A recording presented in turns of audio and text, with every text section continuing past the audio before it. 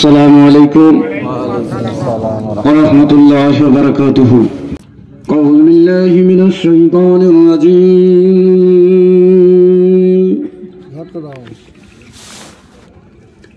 بسم الله الرحمن الرحيم.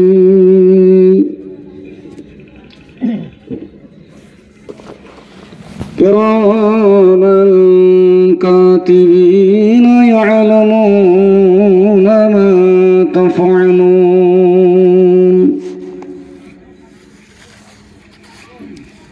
إن الأبرار لفي نعيم وإن الفجار لفي جحيم يصلونها يوم الدين وما هم عنها بغائبين.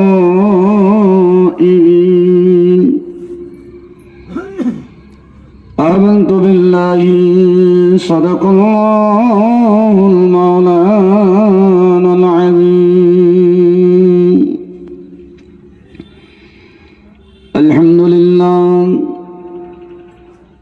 الحمد لله نحمده ونستعينه ونستغفره ونؤمن به ونتوكل عليه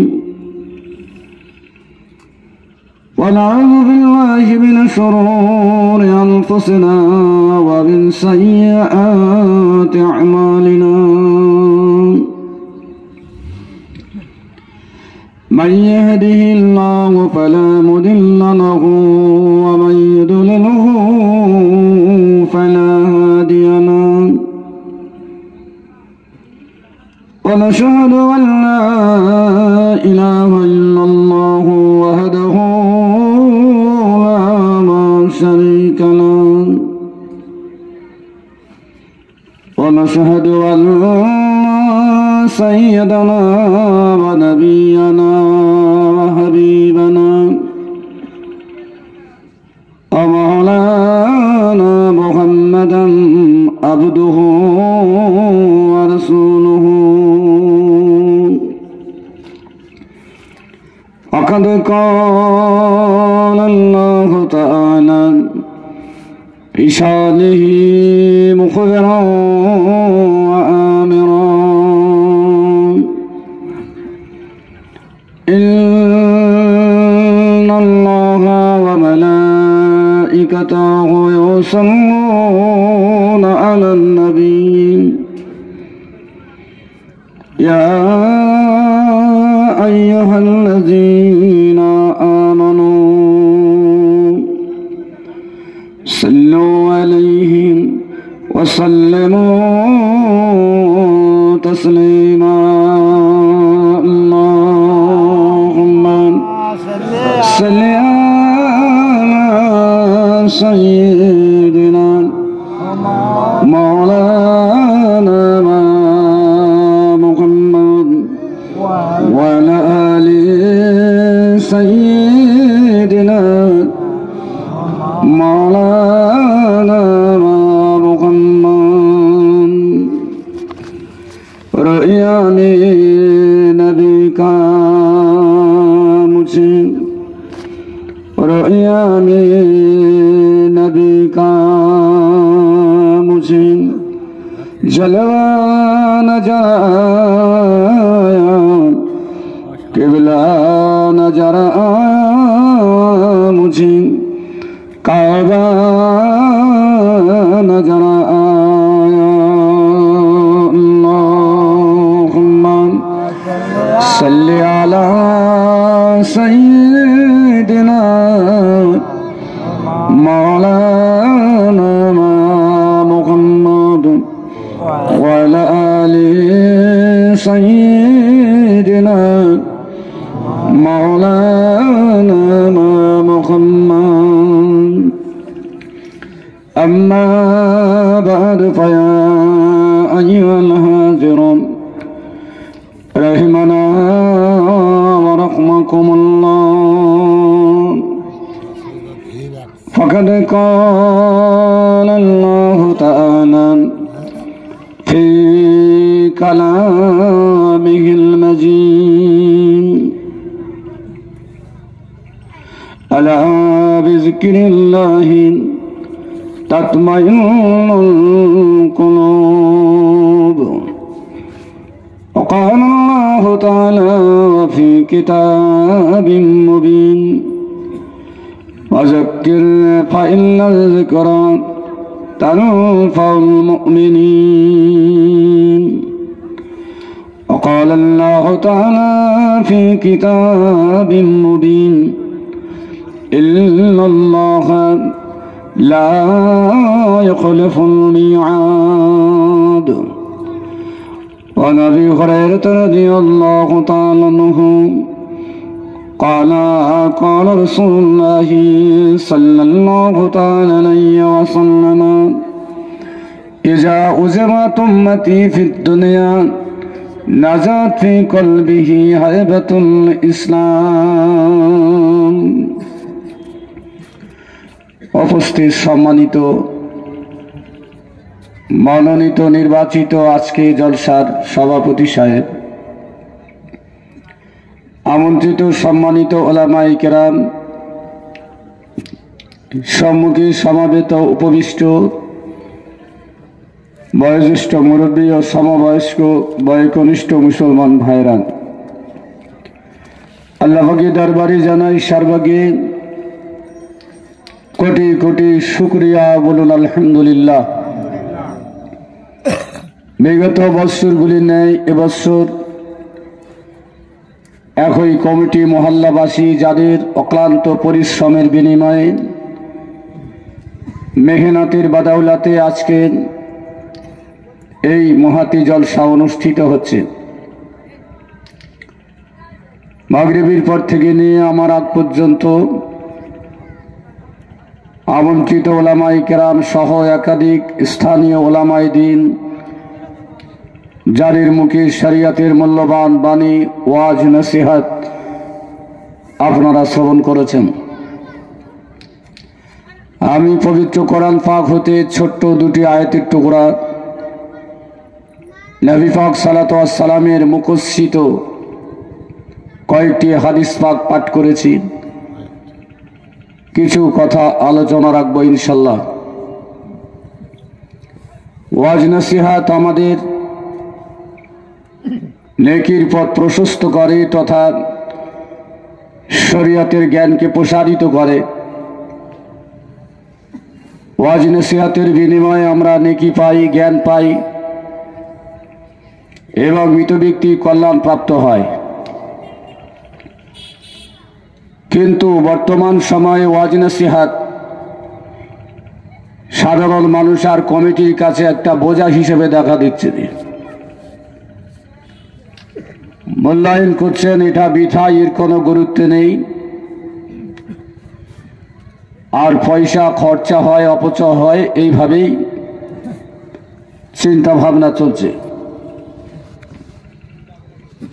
এমন কিছু মানুষ এসেছেন যাদের অন্য সময় পয়সা দিলেও এইরকম মজলিসে পাওয়া যায় না। মূলত এসেছেন সওয়াবের জন্য এবং জ্ঞানের জন্য।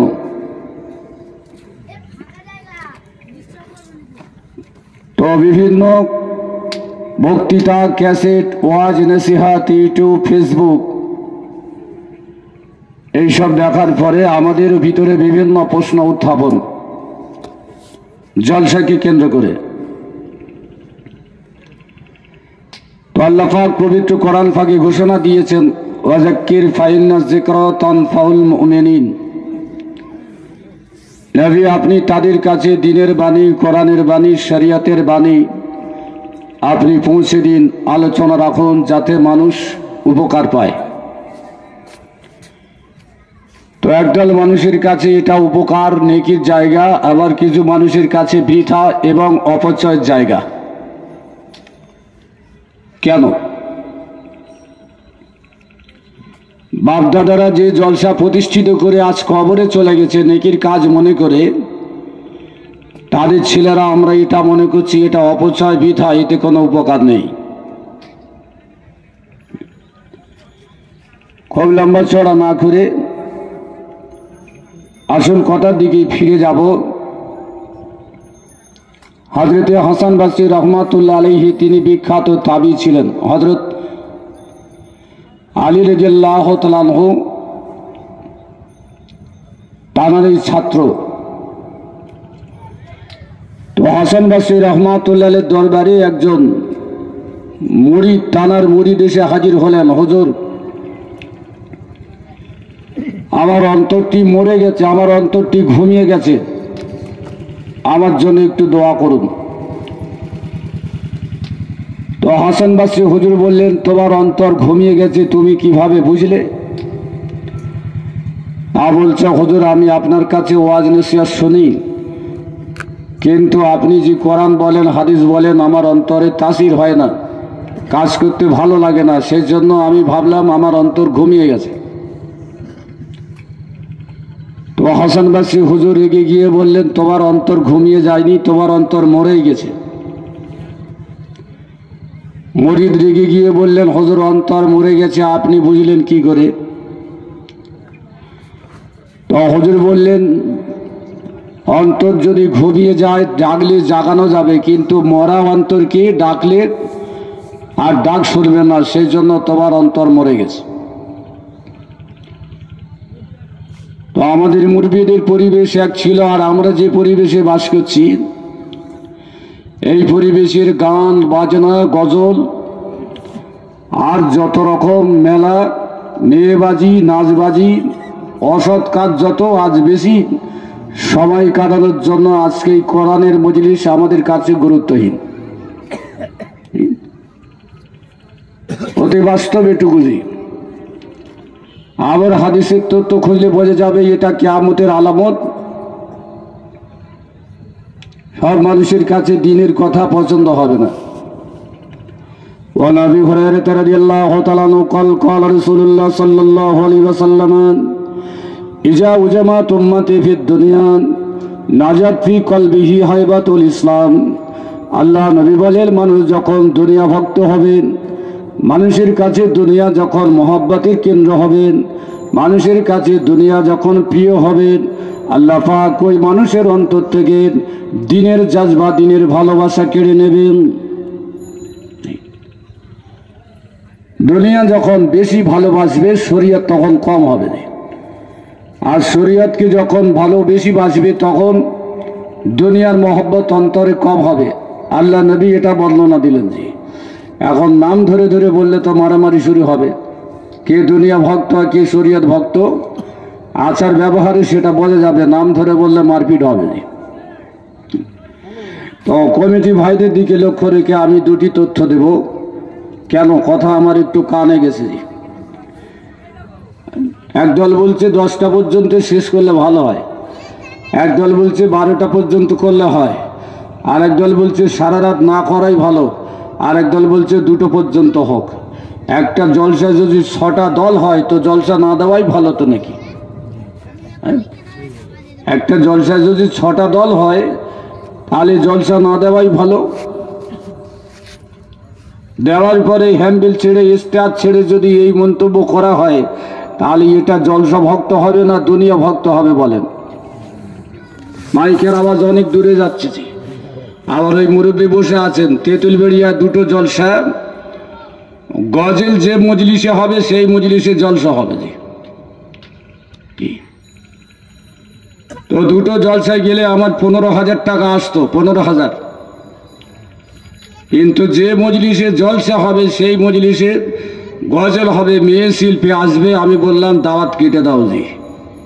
জলসা বন্ধ হলো, ফুরফুরা আলী আকবর হুজুর বন্ধ, কিন্তু গজল বন্ধ না। হ্যাঁ, এটা কিয়ামতের আলামত না শরীয়তের আলামত বলেন? হ্যাঁ, কোন দিকে যাচ্ছে আজকে সমাজ, আর আমরা কোন দিকে যাচ্ছি? যে শ্রোতা এই জলসায় বসে সেই শ্রোতা আবার ওই অখিলেশ শর্মার বাড়ির ধারে মেলায়ও সে ঘুরতে যাচ্ছে। কি যারা আজকের এই জলসার বাজারে পাঁপড় কিনছে ফুরুলি কিনছে, এরা যদি আবার দুর্গা পুজো কালী পুজো যায় এই কোন দলের লোক হবে এরা? আমরা শুধু মরে যাবে আর জানাজা পড়বো আর জান্নাতের জন্য দোয়া করে চলে আসবো। একটু ভাববেন, আমার কথায় কেউ রাগ করবেন না, যেটা ঘটছে আমি সেটা বলছি। জি, তো হাসান বসরি রহমাতুল্লাহ আলাইহি বললেন, তোমার অন্তর মরে গেছে, সেজন্য হাদিস কোরআনের তাসির হয় না। হাদিকাতে অন্তর মরেনি। গান বাজনা, নাচ, ফুর্তি, আমোদ, ইয়ারকি আজ আমাদের অন্তরে শরীয়তের থেকে বেশি বাসা বেঁধেছে, যার জন্য ভালো লাগে না। وعن عبد الله بن مسعود رضي الله تعالى عنه قال قال رسول الله صلى الله تعالى عليه وسلم كيف بكم جعل بستكم الفتنة يربو بها الشجر يحرم بها الكبر وتتخذ الناس صنما فإن غيرت منكم قالوا هذا منكر قالوا متى ذلك يا رسول الله قالت قلة تمتعكم كثرت قراءكم قلة فقهاؤكم كثرت قراءكم تفكه لغير الدين والتمس الدنيا وبأعمال الآخرة। আল্লাহ নবী বলে, হে আমার সাহাবীরা, তোমাদের অবস্থা কি হবে? এমন একটা সময় এসে যাবে, ছোটরা বড় হয়ে যাবে, বড়রা বৃদ্ধ হয়ে যাবে। ছোটদের কথা বড়রা মানবে না, বড়দের কথা ছোটরা শুনবে না। প্রচলিত নিয়ম নীতি তারা মুক্তির পথ বলে মনে করবে। প্রচলিত রীতিনীতি তারা মুক্তির পথ বলে মনে করবে। আজ মসজিদে একটা মাদুর চাইলে বলছে পয়সা নেই, ফ্যান চাইলে বলছেও দিতে পারবে না, কমিটির ব্যাপার। কিন্তু যদি কোনো মহিলা আসে বলছে আমি একা সিলিং ফ্যান দেবো, আমার হিম্মত কম আছে নাকি? কি আমার হিম্মত কম আছে একা সব খরচা দেব? তাহলে লালি লাপ্পার বেলা তোমার পকেটের পয়সা বার হলো, আর মসজিদের বেলা, জলসার বেলা, মাদ্রাসার বেলা তখন তোমার লকডাউন। কি তাহলে এই নাচ গান ফুর্তিটা মনে করছি এর ভিতরে কল্যাণ আছে, উপকার আছে।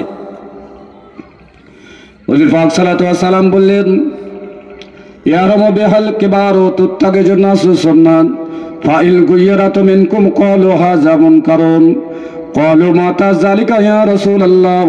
হুজুর এই অবস্থা কখন হবে? আল্লাহ নবী বললেন, আদেশকারীর সংখ্যা যখন বাড়বে, মান্যকারীর সংখ্যা যখন কমবে, জ্ঞানী মানুষের সংখ্যা যখন কমবে, আদেশকারীর সংখ্যা যখন বাড়বে, প্রচলিত নিয়ম নীতি মুক্তির পথ বলে মনে করবে। হালখাতায় ফ্যাশন হিসেবে ওয়াজ হচ্ছে, যে ভাঙাচোরাওয়ালা তারা ওয়াজ ছাড়ছে, নেটের মাধ্যমে বসে বসে দেখছে। আবার এই জলসায় লাইভ ছাড়ছে। লাইভ লাইভ মানে কি? সামনে ক্যামেরা বসিয়ে দিয়ে ওয়াজটা ছেড়ে দিল, বাড়ি বসে বসে দেখছে। আর কি এই মজলিসে আসার চিন্তা ভাবনা থাকবে? যে এগুলো এখন প্রচলন, মানুষ শুনুক আর না শুনুক প্রচলন হয়ে যাচ্ছে। এর মধ্যে থেকে আবার কিছু মানুষ কিছু কথা খুঁজে বার করে তারাও জানার চেষ্টা করছে। আমি বিষয়টি পরে বলবো, আমার কানে এসেছে যেহেতু। এ বিষয়ে আমি ওই 7 তারিখে জলসায় অনেক সময় বলেছি, তবু বলবো এই মজলিসে ওই মানুষগুলো হয়তো কম ছিল। তাহলে প্রচলিত নিয়ম নীতি আজকে এটাই মুক্তির পথ। হুজুর পাক সাল্লাল্লাহু আলাইহি ওয়াসাল্লাম বর্ণনা দিলেন।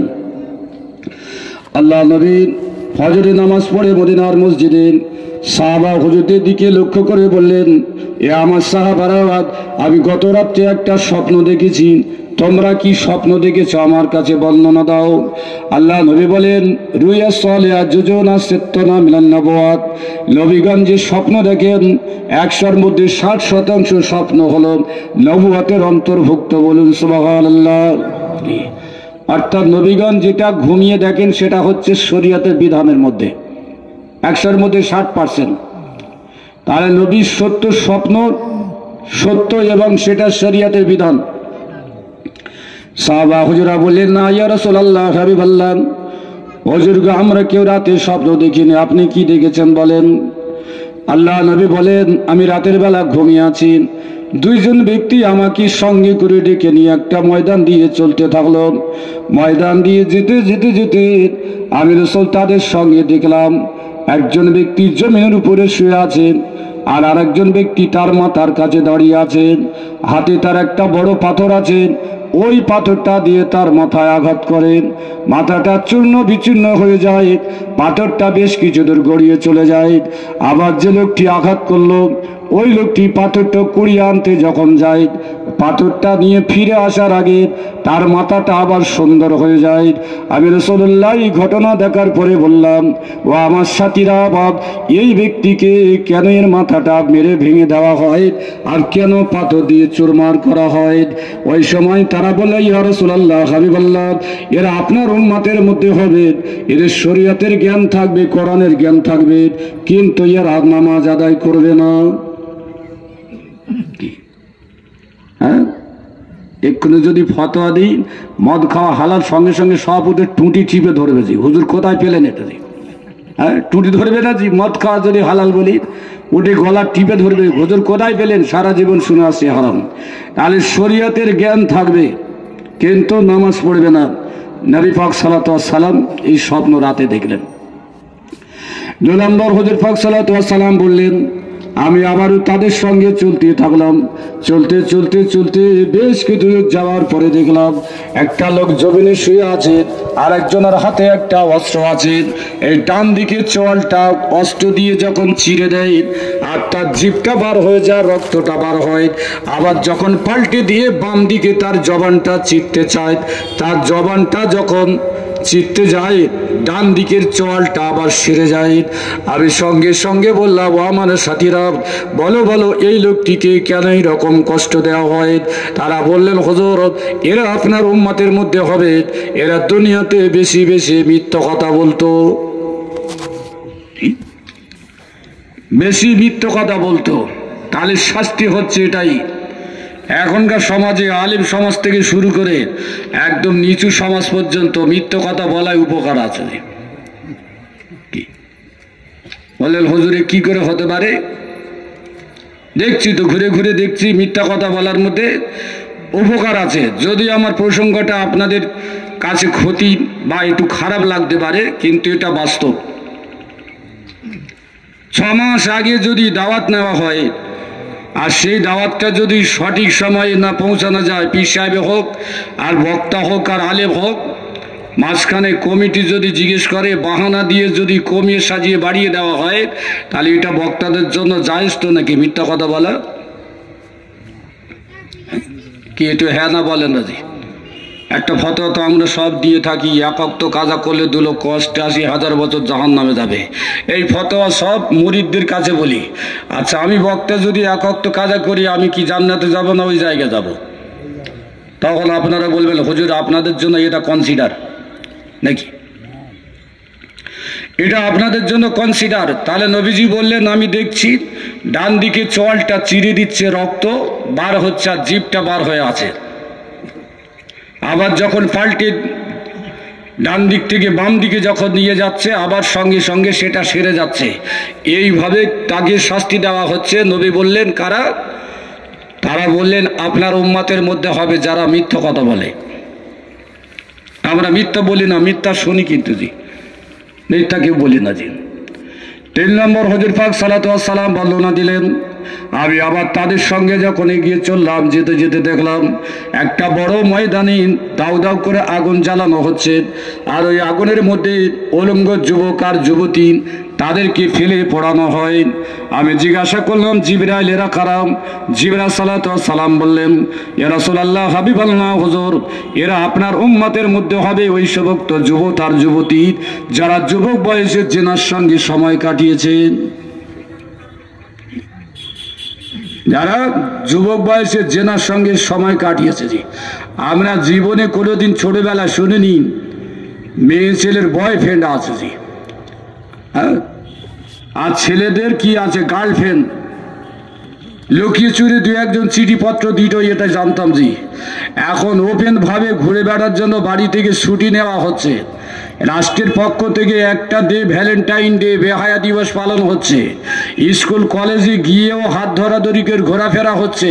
মাস্টার মশাই জানেন, সমাজ জানেন, সব কিছু জানেন, কিন্তু স্বাধীনতার দোহাই দিয়ে এর উপরে হস্তক্ষেপ করা যাবে না। খুব লম্বা চড়া বলবো না, কেন আমাদের ঘরের ছেলে ও মেয়েদের তো হতেই পারে এই ঘটনা, নাকি শুধু পরের ধরলে হবে? জি, عن جابر رضي الله تعالى عنه قال قال رسول الله صلى الله عليه وسلم لما مررت برجال تخرج جلودهم من النار তুগরুদু জুলুদুহুম বিমাকারিদিম মিনান নার। হুজুর পাক সাল্লাল্লাহু আলাইহি ওয়াসাল্লাম বলেন, আমি যখন মেরাজে গেলাম, জিবরাইলের সঙ্গে জান্নাত জাহান্নামটা পরিভ্রমণ করলাম। ঘুরতে ঘুরতে ঘুরতে আমি দেখতে পেলাম জাহান্নামের ভিতরে একদল যুবক আছে, তাদের শরীরের চামড়াগুলো জাহান্নামের কাঁচি দিয়ে আর কেটে নেওয়া হচ্ছে, জাহান্নামের কাঁচি দিয়ে কাটা হচ্ছে। আমি বললাম, জিবরাইল মাহুলায়েত, এই সমস্ত ব্যক্তিগুলো কারা, যারা জাহান্নামে পড়ে আছে অথচ জাহান্নামের কাঁচি দিয়ে তাদের শরীরের চামড়া কাটা হয়। জিবরাইল সাল্লাল্লাহু আলাইহি ওয়াসাল্লাম বললেন, মালা ইয়াহুল্লু লাহুম ইয়া রাসূলুল্লাহ, হাবিবাল্লাহ, এরা হবে আপনার উম্মতের মধ্যে সেই সমস্ত ব্যক্তি দুনিয়ার বুকে যে পোশাক তাদের শরীরে মানাতো না সেই পোশাক তারা পরিধান করত। এখন যে সময় চলেছে ফুটোর সময়, ফুটো বোঝেন? আমাদের বাপ দাদা সব ওই গামছা লুঙ্গি মশারি জামা কিনলে যদি ফুটো থাকতো বলতো নাল ফোড়া, পাল্টাই করতে হবে জি। আর এখন যুব সমাজ প্যান্ট পরছে, এখানে ফুটো, এখানে ফুটো, কোমরে ফুটো, বগলে ফুটো, সব জায়গায় ফুটো জি। এই ফুটো পোশাক না হলে ওরা কিনতে চায় না। আর আশেপাশে যা প্যান্ট সেলাই হচ্ছে, মির্জাপুর থেকে কাপড় আনছে, দেখেন ওদের অর্ডার হচ্ছে, মাঝে মাঝে ফুটো তৈরি করে জামা কাপড় সেলাই করবে কি। তাহলে ফুটোর সময় বেটা ছেলের শরীরে ফুটো খুব একটা লজ্জাদায়ক ব্যাপার না, কিন্তু মেয়েদের পোশাক যদি ফুটো ফাটা বলা হয় কি, গভীরভাবে দেখাটা জেনার সঙ্গে যুক্ত হবে, গভীরভাবে জি, শুধু শারীরিক সম্পর্কটা জেনা না, ও গভীরভাবে দেখাটাও তার সঙ্গে যুক্ত, সেটা হবে চোখের জানা, দেখার জন্য শাস্তি। খুব লম্বা চড়া করবো না জি, সব পরিচিতি মুখ বলবেন হুজুর আমাদের ধরে দেখে শুনে জোর জোর করে বলেছি কি না, এই জল সেটা বাইরে বললে বলে হেভি ওয়াজ করেছি, আর এখানে যদি বলি বলছো আমাদের সেই হুজুর, ও বলতে হয় বলেছে, মানে গুরুত্বহীন, বলতে হয় তাই বলেছে, গুরুত্বহীন জি। হুজুর পাক সাল্লাল্লাহু আলাইহি ওয়াসাল্লামের পরে বর্ণনা দিলেন, আমি এরপরে চললাম আরেকটা জাহান্নামের গাড্ডার দিকে এগিয়ে, দেখতে পেলাম অসংখ্য নারী তারা আগুনে পড়ছে, তাদের কণ্ঠস্বরগুলো গাধার কণ্ঠস্বরের মতো, সারা শরীরে তাদের দাউ দাউ করে আগুন জ্বলছে। আমি জিজ্ঞাসা করলাম, জিবরাইল এরা কারা? জিবরাইল বললেন, মালা ইয়াহুল্লাহ লাহুন্না, ওই সমস্ত নারী যাদের দুনিয়ার বুকে যে পোশাক পরিধান করা বৈধ ছিল না, আজকে সেই পোশাক তারা দুনিয়াতে পরিধান করেছে। ইয়া রাসূলুল্লাহ, আপনার উম্মতের ভিতরে ওই সমস্ত নারী হবে, তারা দুনিয়ার বুকে পোশাক পরিধান করার জন্য এমন গুনাহ তারা করেছে যার কারণে জাহান্নামে তারা পড়ে তাদের কণ্ঠস্বরটা গাদার আওয়াজের মতো হয়ে গেছে, তাদের নাড়ি ভুঁড়িগুলো পচে পচে পায়খানার দাঁত থেকে বার হয়ে গেছে। ইয়া রাসূলুল্লাহ, হাবিবাল্লাহ, তাই তাদের কণ্ঠস্বর গাধার আওয়াজের মতো। হুজুর পাক সাল্লাল্লাহু আলাইহি ওয়াসাল্লাম বললেন, সোম্মা মারাত্তু বিরিজাল ওয়ান নিসা ইয়াতাতাফুন, এরপরে আরেকটা ঘরে গিয়ে দেখলাম একজন নারী আর একজন পুরুষ, আর একটা নারী পুরুষ তাদের ঠ্যাঙে দড়ি বেঁধে একই সঙ্গে উপরের দিকে টাঙিয়ে দেওয়া হয়েছে, আর তাদের মাথাগুলো নিচের দিকে ঝুলে আছে, আর সাঁড়াশি দিয়ে তাদের দোলা দেওয়া হয়। ওই নারী পুরুষের মাথা দূর থেকে ধাক্কা লাগে, আর তারা চিৎকার করে আগুনের মধ্যে তারা পড়তে থাকে। আমি জিজ্ঞাসা করলাম, জিবরাইল এরা কারা? জিবরাইল বলে, ইয়া রাসূলুল্লাহ, হাবিবাল্লাহ, ওই সমস্ত যুবক যুবতী যারা দুনিয়ার বুকে পিতামাতার ভয় করত না, লজ্জা শরমের ভয় করত না, মান সম্মানের ভয় করত না, পর নারী পর পুরুষ পর যুবক পর যুবতী একই সঙ্গে বন্ধু বান্ধব হিসাবে তারা হাত ধরাধরি করে রাস্তায় চলাফেরা করত। আপনার উম্মতের ভিতরে এইরকম নারী এইরকম যুবক যুবতী পাওয়া যাবে, তাই তাদেরকে এই শাস্তি দেওয়া হয়। সরকার দারিদ্রতা দূর করার জন্য এখন পার্ক তৈরি করছে, পার্ক বোঝেন? পার্ক পার্ক আমাদের আমরা ছোটবেলায় দেখেছি আশেপাশে এইসব এত বাগান বাড়ি ছিল না জি, গরু ছাগল সকালবেলা ছাড়লে সন্ধ্যাবেলা ফিরে যেত, কারো বাগান বাড়ি নষ্ট হতো না, মানে বাগান বাড়ি ছিল না জি, অবাধে গরু ছাগল বিচরণ হতো। এখন সমাজ সেই অবাধভাবে নারী পুরুষ অবৈধভাবে বিচরণের জায়গার নাম হচ্ছে সরকারি খাতায় পার্ক। কি তো যারা এই সমস্ত জায়গায় যায় বা চোখে দেখে তারা বুঝতে পারে এখানে পরিবেশটা কেমন জি। আজ ওই গায়ের কম বিজাতির এই নীতি আদর্শ আজ আমাদের ঘরের ছেলেমেয়েরা তারা দেখাদেখি করে তারা একটু চিন্তা ভাবনা করছে, আমরাও ঘুরে বেড়াতে ক্ষতি কোথায়। কোথায় ক্ষতি হলো জি? তাহলে আল্লাহ নবী দেখছেন ওই দুইজন ব্যক্তির সাথে ময়দান দিয়ে যেতে যেতে আগুন দাউ দাউ করে জ্বলছে, তাদের যুবক আর যুবতীর আগুনে পোড়ানো হচ্ছে, যারা দুনিয়াতে অসৎভাবে জীবন যাপন করত। এই প্রসঙ্গে একটা হাদিস বলবো, আপনাদের অসুবিধা হবে নাকি? হ্যাঁ, কিন্তু মেয়েরা মাথা চিবিয়ে খাবে জি, গার দিকে যাবে, ওদের অসুবিধা হবে জি। হুজুর পাক সাল্লাল্লাহু আলাইহি সাল্লাম বললেন, মাল খাব্বাবায়ু খাব্বিবুল আহাদ, ওই সমস্ত পুরুষদের প্রতি আমি রাসূল অভিশাপ করি যে সমস্ত পুরুষ তাদের বিবি থাকতে অন্যের বিবিকে নিয়ে পালিয়ে যায়, আর ওই সমস্ত নারীর প্রতি আমার অভিশাপ যাদের স্বামী থাকতে স্বামী পরিত্যাগ করে অন্য পুরুষের সঙ্গে তারা পালিয়ে গিয়ে জীবন যাপন করে। কি এ আমাদের সমাজে আছে? আমি হুজুর বলে বলছি, আমার মতো হুজুর দেখবে না জি, ও রেকর্ড দেখবে না, দলিল দেখবে না, রেজিস্ট্রি করে দেবে। 60 বছরের বুড়ি যদি ঠোঁট লাল পালিশ করে গিয়ে বিয়ে করতে চায় 40 বছর ছেলের সাথে, ও 500 জায়গায় 5000 টাকা দাবি করে রেজিস্ট্রি করে দেবে। কোথায় বাড়ি জিজ্ঞেস করবে না, এত বয়সে বিয়ে করছে কেন, স্বামী আছে না মরেছে জিজ্ঞেস করবে না জি। 500 জায়গায় 5000 বাড়িয়ে দিলে কনসিডার। তাহলে জেনার জন্য এই সমস্ত কাজী সাহেবগুলো দায়ী আছে জি, এই সমস্ত ইমাম সাহেবগুলো দায়ী, যারা পয়সা লোটার জন্য হারাম কাজে যুক্ত করে দিচ্ছে কিন্তু জিজ্ঞেস করতে চায় না। আপনারা বলুন, বিয়ে ভালো না খারাপ? বিয়ে অনুষ্ঠানটা ভালো না খারাপ? কথা বলা নিষেধ আছে নাকি? মাইক ভালো, অন্যদিকে চলে যাচ্ছে, আপনারা কথা বলুন জি। বিয়ে ভালো না খারাপ জি? ভালো। তাহলে বিয়ে যদি ভালো হয়, রাত 12টার সময় গোপনে রেজিস্ট্রি হচ্ছে, কেউ জানে না, এটা ভালো না খারাপ? কি হ্যাঁ, রাত 12টার সময় রেজিস্ট্রি হচ্ছে, 2টোর সময় রেজিস্ট্রি কেন? তাহলে বুঝতে হবে এর ভিতরে 2 নম্বরই আছে, অসৎ কাজ আছে জি। হুজুর পাক সাল্লাল্লাহু আলাইহি সাল্লামের প্রিয় সাহাবী নাম হলো হযরতে আবু বকর রাদিয়াল্লাহু তাআলা আনহু, এনার বড় সাহেবজাদা নাম হচ্ছে হযরতে আব্দুল্লাহ রাদিয়াল্লাহু তাআলা আনহু। এর বিয়ে করেছিলেন, বিয়ে করার পরে তার আর কোনো সন্তানাদি হয়নি। স্বামী স্ত্রীর মধ্যে গভীর সম্পর্ক ছিল, ভালোবাসা ছিল। হযরতে আব্দুল্লাহ আবু বকর রাদিয়াল্লাহু তাআলা আনহু বড় ছিলেন। তায়েফের যুদ্ধে তিনি আহত হলেন, তার গায়ে তীরের আঘাত লাগলো। তীরটা বার করে নেওয়ার পরে শরীর থেকে ক্ষত স্থান থেকে রক্ত বার হতো।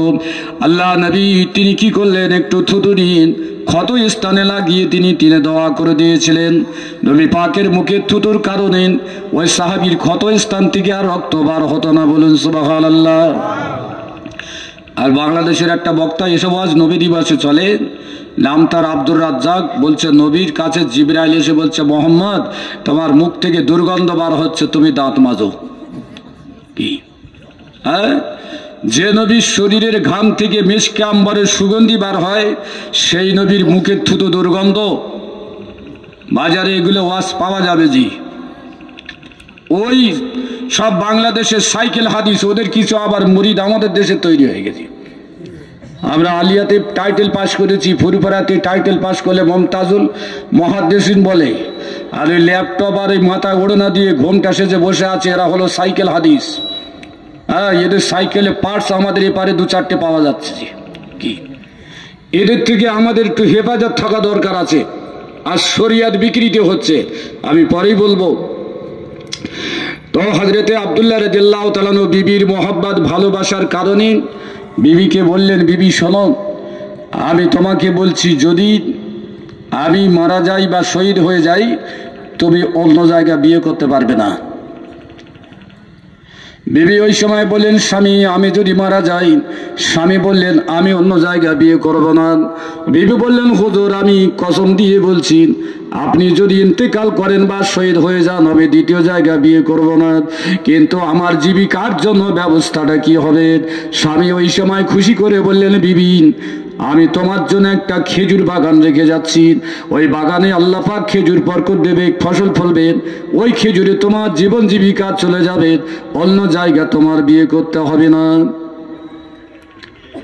এটা হলো ভালোবাসার দিক। কিন্তু শরিয়াতের মসলা কি? ফানকিহু মা তাবা লাকুম মাসনা সুলাসা ওয়া রুবা' ফাইন খিফতুম আল্লা তা'দিলু ফাইল্লা ওয়াহিদা।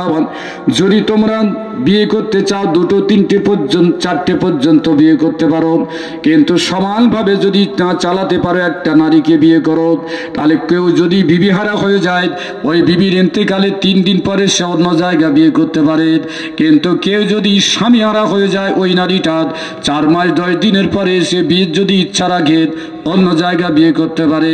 তাহলে স্বামী মরার পরে বিয়ের অনুমতি আছে বিবির ইন্তেকালের পরে স্বামীর বিয়ে করার অনুমতি আছে। কিন্তু এই দুইজন সাহাবী গভীর ভালোবাসায় স্বামী স্ত্রী বললেন, আমি ইন্তেকাল করলে তুমি অন্য জায়গা বিয়ে করতে পারবে না, আর তুমি যদি ইন্তেকাল করো আমি অন্য জায়গা বিয়ে করব না। বিবি একটু বাড়িয়ে বললেন, আমি কসম দিয়ে বলছি তোমার ইন্তেকালের পরে অন্য জায়গা বিয়ে করব না। এটা হচ্ছে ভালোবাসা। তাহলে যে স্বামী স্ত্রী সংসার করে দুটো তিনটে বাচ্চা হয়ে গেল, গভীর মহব্বত, আজকে স্বামীর পেটে লাথি মেরে বাচ্চাদের মুখে লাথি মেরে পরপুরুষের সাথে হেলো হেলো করে পালিয়ে চলে যাচ্ছে। আল্লাহ নবী বলছেন যতদিন বেঁচে থাকবে ঈদের প্রতি অভিশাপ। এই লোক ছেলে হোক মেয়ে হোক মরে গেলে কবরে কি শান্তি পাবে আপনারা বলেন? কটা হুজুর দোয়া করলে শান্তি হবে? কটা পীর সাহেব এনে দোয়া করলে আর কটা মোষ মারলে কবরে মুক্তি পাবে বলেন? নবী যার প্রতি অভিশাপ করেছেন কবরে শান্তি পাবে? হ্যাঁ, এলাকায় এইসব চলছে, নির্দ্বিধা ইমাম সাহেবরা চালিয়ে দিচ্ছে, বলছে তওবা করলে হবে। জি হ্যাঁ, তওবা করলে হবে। তো জেনার জন্য তওবা আছে, কিন্তু ধরে বেঁধে বিয়ে পড়িয়ে দিয়ে তওবা করলে কিভাবে মুক্তি পাওয়া যায়? এই কথা জানা বোঝা আলোচনার নাম হলো জলসা। কিছু লোকের গায়ে লাগে বলছে ওই জন্য জলসা না দেওয়া ভালো। জলসায় কি হয়? কিচ্ছু হয় না, এভাবেই তারা মন্তব্য করছে। হুজুর পাক সাল্লাল্লাহু আলাইহি ওয়াসাল্লাম ইন্তেকাল করলেন। নবীজির ইন্তেকালের পরে 40 দিন পার হয়ে গেল। হযরত আব্দুল্লাহ তার ওই ক্ষত স্থান থেকে আবার রক্ত বার হতে থাকলো। বেশ কয়েকদিন রক্ত বার হতে হতে আব্দুল্লাহ তিনি ইন্তেকাল করলেন। হযরতে আব্দুল্লাহর বিবির নাম হচ্ছে আতেকা। এই আতেকা কি করলেন? 4 মাস 10 দিন ইদ্দত পালন করে স্বামীর বাড়িতে তিনি থাকলেন। শ্বশুর হচ্ছেন হযরতে আবু বকর রাদিয়াল্লাহু তাআলা আনহু, তিনি মদিনার রাষ্ট্রনেতা খলিফা, সেই বাড়িতে তিনি থাকতেন। এমত অবস্থায় হযরত ওমর ফারুক রাদিয়াল্লাহু তাআলা আনহু ওই আতেকার কাছে গিয়ে বলেন, আতেকা তোমার স্বামী নাই, শ্বশুর আজকে রাষ্ট্রনেতা, এমন একটা সময় হয়ে যাবে শ্বশুর মারা যাবে, তোমার বাচ্চা কাচ্চা কিছু নাই, সুতরাং তুমি যদি আমাকে বিয়ে করতে চাও আমি বিয়ে করতে রাজি আছি। ইমানদারের পরিচয়। হযরত আতেকা ডুকরে কেঁদে উঠলেন, হযরত স্বামী জীবিত অবস্থায় তার সঙ্গে চুক্তি করেছি, স্বামী যদি মারা যায় আমি অন্য জায়গা বিয়ে করব না, আর আমি যদি মারা যাই স্বামী অন্য জায়গা বিয়ে করবে না। এখন আমার স্বামী মারা গেছে, আমি তার সঙ্গে চুক্তি করেছি, ওয়াদা করেছি, আমি তো চুক্তি ভঙ্গ করতে পারি না। হযরত ওমর ফারুক বলেন, চিন্তা ভাবনা করো, আমি নবী পাকের একজন বিশিষ্ট সাহাবী, যদি তুমি আমাকে বিয়ে করো আখিরাতের মাঠে আল্লাহর পাকের দরবারে তুমি মর্যাদা নিয়ে উঠবে। একজন জ্ঞানী শিক্ষিত মানুষ, একজন ভালো মানুষ নাম করা ব্যক্তির বিবি হিসাবে আল্লাহর কাছে তোমার পরিচয় হবে। ও আতেকা, তুমি একটু চিন্তা ভাবনা করো, আমার সঙ্গে বিয়ে করার তোমার কোনো বাধা নাই। আতেকা কাঁদছেন না, স্বামীর সঙ্গে চুক্তি করেছি, ওয়াদা করেছে, আমি বিয়ে করতে রাজি না। হযরত ওমর ফারুক বলেন, জীবন জীবিকার ব্যবস্থা কি আছে? হযরত আতেকা বলেন, আমার জন্য একটা বড় খেজুর বাগান দিয়েছেন, আমি ওই খেজুর বাগানটা দেখাশোনা করি, আর আমার জীবন চলে যাবে, আমার খরচা চলে যাবে, অন্য জায়গা বিয়ে করার কোনো প্রয়োজন পড়বে না। হযরত ওমর ফারুক চলে গেলেন। আবার 1 মাস পরে ফিরে এসে বললেন, ও আতেকা, আমার কথায় কি তুমি চিন্তা ভাবনা করেছো? হযরত আতেকা বলেন, হুজুর স্বামী আমার মারা গেছে, জীবিত অবস্থায় যার ভালোবাসায় আমি উদ্বুদ্ধ হয়েছি, যে আমাকে প্রাণের থেকে ভালোবাসতো আমি তাকে প্রাণের থেকে ভালোবাসতাম, যার কারণে চুক্তি হয়ে গেছে, অন্তেকালের পরে আমার জীবিকার জন্য খেজুর বাগান দিয়েছেন, আমি সেই স্বামীর কথা অগ্রাহ্য করে আপনাকে বিয়ে করতে পারি না। হযরত ওমর ফারুক বলেন, আতেকা, এই বিষয়ে তোমার জ্ঞান কম আছে, তুমি যদি একটু হযরত আলীর কাছে ফতোয়া দিতে পারো নিশ্চয়ই তাহলে আমি তোমাকে বলে দিতে পারি। হযরত আতেকা বললেন, ঠিক আছে। হযরত আলী রাদিয়াল্লাহু তাআলা বসে আছেন। এমত অবস্থায় ওই মেয়ে ছেলেটি বরকা পরিধান করে হযরত আলীর সম্মুখে গিয়ে হাজির। হযরত আলী বললেন, কে আপনি? মেয়ে ছেলেটি বলল, আমার নাম হচ্ছে আতিকা, আমার শ্বশুর হলো রাষ্ট্রনেতা হযরত আবু বকর মদিনার খলিফা, আমার স্বামীর নাম হচ্ছে আব্দুল্লাহ, তিনি ইন্তেকাল করেছেন। আমি ইদ্যুৎ পালন করার পরে স্বামীর বাড়িতে আমি অবস্থান করি। হযরত ওমর ফারুক আমার বিয়ের প্রস্তাব দেয়, আমি 2 বার প্রত্যাখ্যান করেছি। তিনি বললেন, তুমি হযরত আলীর কাছে পরামর্শ নিতে পারো, তাই আপনি মাজলিসে শোরার একজন প্রতিনিধি, আপনি মাজলিসে শোরার একজন মুফতি, আপনার কাছে ফতোয়া নিতে এসেছেন। আর স্বামী নাই, অন্য জায়গায় বিয়ে করা কষ্ট। প্রত্যেক নারী চাইবে তো আমার ভবিষ্যৎ, অন্য জায়গায় বিয়ে করলে তাহলে আমার ভবিষ্যৎ একজনের অধীনে থাকবো, কিন্তু প্রাধান্য দিলেন পূর্ববর্তী স্বামীর মহব্বতের দিকে। জি, এ হলো পরকালের ভয়ওয়ালা নারী। হযরত আলী বললেন, ও আতিকা, তোমার জন্য 2টো মসলা আছে, যদি পালন করতে পারো খলিফার সঙ্গে তোমার বিয়ে করা বৈধ আছে। 1 নম্বর কি, তোমার স্বামী তোমার পরবর্তীকালে বিয়ে না করলে তোমার জীবিকা উপার্জনের জন্য যে খেজুর বাগান দিয়েছেন, ওই খেজুর বাগানটা তোমার স্বামীর যারা ওয়ারিশান আছে তাদেরকে ফেরত দিতে হবে। স্বামীর ফেরত দিতে হবে। এক্ষেত্রে একটু মশলাটা বাড়িয়ে বলবো, অসুবিধা হবে নাকি? বলে, হুজুর আমাদের এসব হয় না। জি, তাহলে কোনো মেয়ের বাচ্চা কাচ্চা থাকা অবস্থায় যদি স্বামী মরে যায়, ওই স্বামীর মৃত্যু 4 মাস 10 দিন পার হয়ে যাওয়ার পরে যদি ওই স্বামীর বাড়ি থাকে, তাহলে স্বামীর সম্পত্তির ওয়ারিশান হবে। আর যদি স্বামীর বাড়ি থাকা অবস্থায় ইদ্যত পালন করার পরেও যদি থাকে, ওই ক্ষেত্রে যদি ওই নারীটি বাচ্চা কাচ্চার মায়া ত্যাগ করে অন্য জায়গা বিয়ে করতে চায়, তাহলে ওকে বাপের বাড়ি চলে যেতে হবে। জি, স্বামীর বাড়ি যদি থাকে তাহলে মৃত স্বামীর বিবি হিসাবে গণ্য, অন্য পরপুরুষের সাথে বিয়ে করতে পারবে না, এটা শরীয়তের মসলা। আর যদি বাপের বাড়ি চলে যায় তাহলে আর এই স্বামীর ওয়ারিশান হবে না, আর এই স্বামীর বিবি বলে গণ্য হবে না। বেওয়া বলে বাপের বাড়ি গেলে অন্য জায়গায় বিয়ে করতে পারে, কিন্তু এত খেয়াল কে রাখবে? যে আসবে আর রেজিস্ট্রি করে ছেড়ে দেবো, 500 জায়গায় 5000 পাবো। জেনা হোক আর গোনা হোক, ও দেখার দরকার। আর আমরা দেখবো যে ও নেকি হোক আর গোনা হোক, যখন একটা বুড়ো বড় পাত্র পাওয়া গেছে বুড়ো হারা, তখন ওর সঙ্গে দিয়ে দে, অত খবর নেওয়ার দরকার নেই। তাহলে এই ক্ষেত্রে যে বিয়ে পড়া সে যদি গোনা হয়, যারা সাক্ষী থাকে কি হবে, আর যারা খেলো কি হবে, আর যারা খাওয়ালো কি হবে? জি, হ্যাঁ, সকলের নেকা দোহরানো দরকার আছে। ও বাবা, এখানে বলছে তওবা পড়লে হবে, এভাবেই চলছে। আমার কথা দুঃখ দেবেন না, দাওয়াত না করবেন না, ইনশাল্লাহ অসুবিধা নেই। কিন্তু একটু একটা মশলা যদি বুঝে চলেন, আমি ভাববো আমার নেকি হচ্ছে, জলসা কমিটি নেকি পাচ্ছে। জি।